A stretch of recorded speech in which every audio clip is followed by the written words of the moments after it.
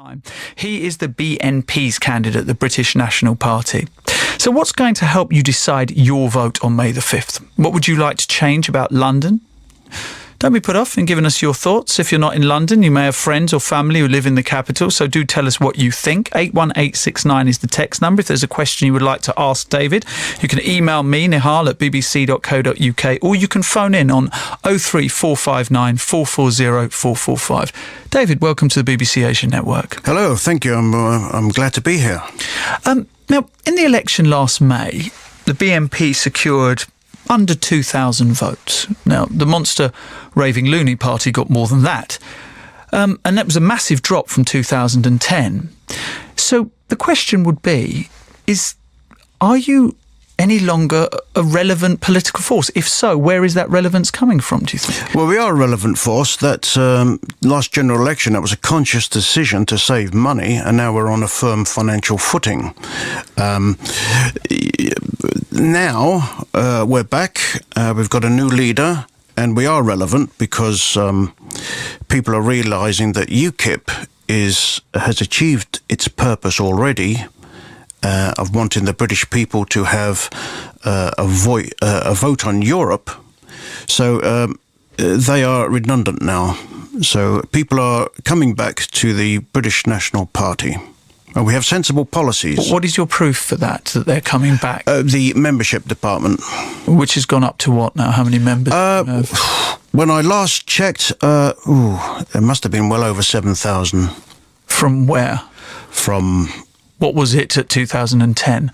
I'm not sure exactly because I joined about then, but I'm not in the membership. I don't run the membership department, but it was lower than that. But it is increasing, yes.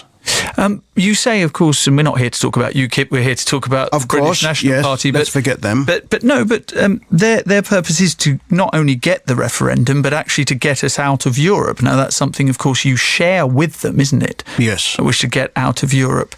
So they, of course, compared to your 1,667 votes at the last election, got nearly 4 million votes. Well, I mean, they're way ahead of you, aren't they? Well, they were, but they were hyped up by the media. And people said to me, we want to vote BNP, but we're going to vote Europe because we want a referendum. And now that's been achieved, there's no longer any need to vote for them. The BNP website, it says, let's get to work and keep London British. Yes. What do you mean by British? What is your definition of British? Well, there are two types of British, civic and ethnic British. That's our definition of British. And at the moment, London's full up. Everyone knows it. London is losing its British identity because of excessive immigration. So our policy is to have a moratorium on immigration. That's a fancy word for saying stop all immigration until further notice, until we could sort all these problems out. What identity has it lost? Well, the identity it's lost, there are many areas of London where ethnic British people have disappeared. They've been displaced because local councils have been putting them, frankly, towards the bottom of... Sorry, do you mean white? Mainly white, yes. Mainly, so I could be ethnically British? No, because if you can trace your ancestry back, and this is according to the definition by the United Nations, if you can trace your ancestry back a few generations, then you're ethnic. But if you're civic, it means you're not ethnic British, but you have a British passport, and there's nothing wrong with that. They have the full protection of the law. There's no problem with that. We've got no problem with people who are here legally and with the civic British here. Are ethnically British people, are they in some way entitled to more in this country than civically British people, do you think? Or do you think that we are equal ethnically and civically British people? One of my policies is to have a local connection assessment test for social housing. And those who have been here the longest will go further up the housing queue. It's only right that people who grew up in London should have a place to live in London, and that includes ethnics. It doesn't disclude them, it includes them. Now I'm talking about a recent example in Camden. A family from Coventry, a family of 8, came to London, and because they were fed up living there, And the local council, Labour-controlled, put them up in a multi-million-pound house. Now, that type of behaviour has got to stop. We want people who grew up in London. Yeah, but to answer my question in a more general sense, are civically British people the equals of ethnically British people, according to the BNP? They are equal, and they have the full protection of the law. But those and the same rights. And the same rights, of course. Yes, and going forward, if you were mayor, they would be treated no differently. Of course, yes. We have a problem with those who are here illegally. And we must stress that. No problem at all with people who are here legally. They get the full protection of law and with equal rights. It's those who are here illegally that we have a problem with. Right. In terms of hate crime, for instance, Islamophobic attacks are up 70% reported in 2015. Also, anti-Semitic crimes are on the up. What would you do as London Mayor to make sure that the people of London, of which, of course, 44% are from ethnic minorities, would feel safe in London? Specifically with hate crime? Yes. Well, first of all, we have to get this clear about what do you mean by Islamophobic? I mean, I know Sadiq Khan, when he's criticised, he starts crying Islamophobia. And that's his answer to everything. He won't answer the questions. He gets very nervous and he cries Islamophobia. But I think phobia means an irrational fear. It's quite rational to fear some aspects of Islam, especially Islamist and extremist. Yes, as of course many Muslims fear this particular type of course, yes. That's the problem. Part of their religion. But what about, I'm talking about the women who are spat at, I'm talking because they're wearing a hijab or have their hijab turned off, the people who are verbally abused in the street because they are from an ethnic minority, the anti-Semitism that Jewish people are feeling. What would you do as a mayor to make sure that they felt comfortable in the city? Well, I'd crack down on that. There's no reason for that, and some of it's based out of ignorance. No. I know that 75% of people want to ban the burqa. 75% based on what? Based on opinion polls. An opinion poll of how many people? Oh, I'm not sure about that, but there's all the opinion polls that I've seen in newspapers and something. The vast majority of people want it banned, but there's no reason for violence against anyone. There's no reason for... Do you believe the burqa should be banned? I personally do. So if you were London Mayor, would you try and impose, as they have in France, the banning of the niqab, the burqa in public place? You would impose that, would you? Because people have told me, the majority of people told me that it's a threat to security and it makes them feel uncomfortable. Well, some people find low-cut tops uncomfortable to look at, or short skirts uncomfortable, but we wouldn't ban those, would we? I hope not, no. No. So why would you ban? Because the majority of people I've spoken to want it banned. They see it as a security threat. So how would you set about doing that in your first few months in office as London Mayor, banning the burqa in London? Well, it would have to be from central government. So, but the office of mayor is one of the most important political post in the country and has great influence. How do you think you would be able to influence government? Something that Zach Goldsmith talks about continuously is because he is a Conservative, he can speak directly to people from his own party to get things done.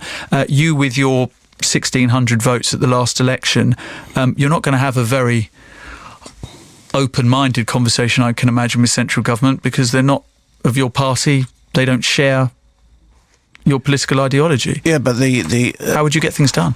Well, you'd have to dialogue with them, and I believe they're reasonable people. And once they know that what the Londoners are thinking, the mayor can say, "Look, this is what Londoners want," and they would have to listen because it's a very influential post, and I wouldn't underestimate that influence. It is a very influential post, but as I said, Zach Goldsmith constantly goes on about the fact that he already has those existing relationships, and to get things done, those relationships can help. I mean, Ken Livingstone, even Zach Goldsmith said Ken Livingstone was a very able mayor and got a lot of things done, and he had a Labour administration to work with. Aren't you seen in your party as being, not in your party, sorry, but your party as being seen on the verges of the political mainstream? No, we're becoming more mainstream. For example, the people are now talking about topics such as immigration. We made it mainstream. For years, we were talking about the Muslim grooming gangs in Rotherham. One of our activists, the late Marlene Guest, she kept going to the police, trying to get it exposed, but she was told that you're not mainstream, you're this, you're that, using slur words against her. But we campaigned, and we were telling the truth. So grooming gangs is more mainstream. Immigration is now mainstream. And that's what we've achieved. You say that you're more mainstream, but of course, you know, the Labour Party, for instance, their membership is nearly 400,000. You've just said yours is 7,000. Well, we're growing all the time. And these... well, how many more members do you think you'll have by May the 5th? Well, we'll have to see. I'm very hopeful, and I think you'd be surprised. We're growing all the time, and people are realising, especially with the collapse of UKIP, that we offer an alternative. We want a moratorium on immigration because it's gone too far. London's full up. Everybody knows it.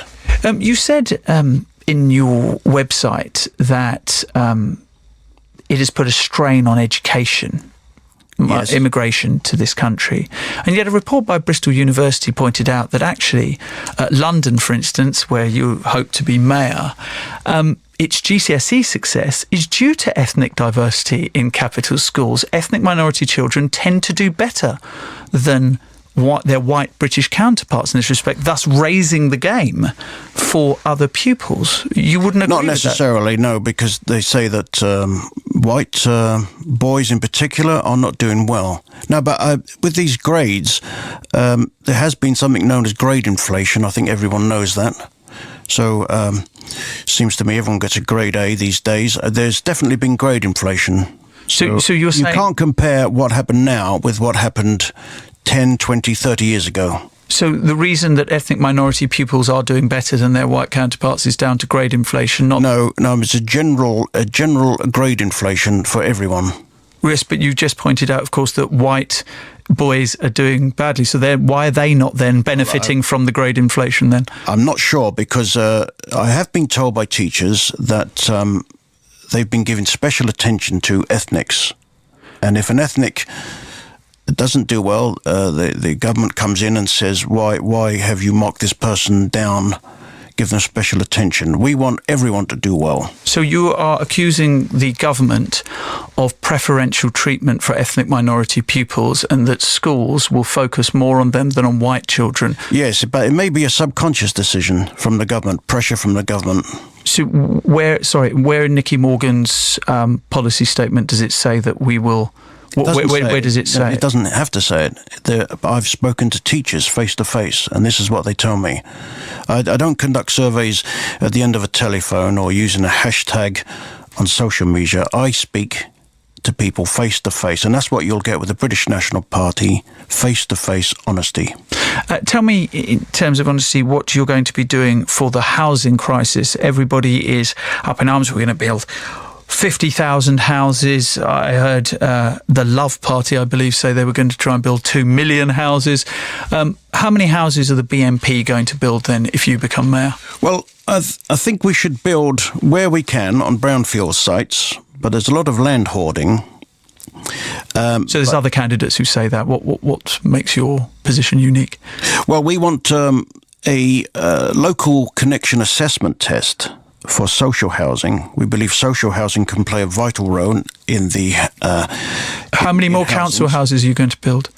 Well, that all depends. We don't want to rush and build them like they did in the 60s. Do you have a number at all? I don't have a number at the moment, but we'll build where we can. But the main thing, a local connection assessment test for social housing, and that means the longer the connection you have with London, the greater the chance of success. David, you say that you want to build more social housing, but of course the voters of London do want to know a number. I mean, they want to know that you have an idea, that you've costed it, and you clearly don't. I mean, that's an Well, I haven't promised, like the others. They've promised 50,000 and 60,000 and all this, but that depends on the government giving away land to the GLA, and they haven't made that promise. So making those promises is just not a good idea. So when you ask these other candidates how much does building a house cost and how long does it take to build, they haven't got the answer. I'm not promising. I'm not making promises that I can't keep.